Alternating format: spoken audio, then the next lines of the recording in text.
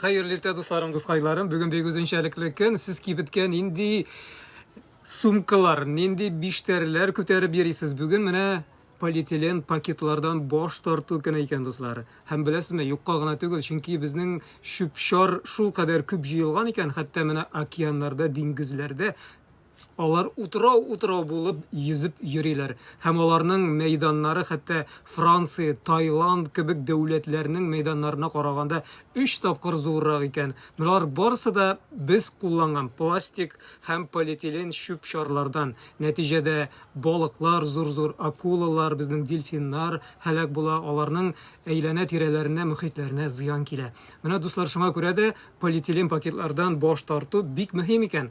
Әйдәгез бергәләп шушы эшкә керешик әле. Һәм гомумән менә шундый зур шүп-шар утравы кайсы океанда йөзеп йөри икән? Җавап бирегез әле безгә. Белеп торыйк бездә.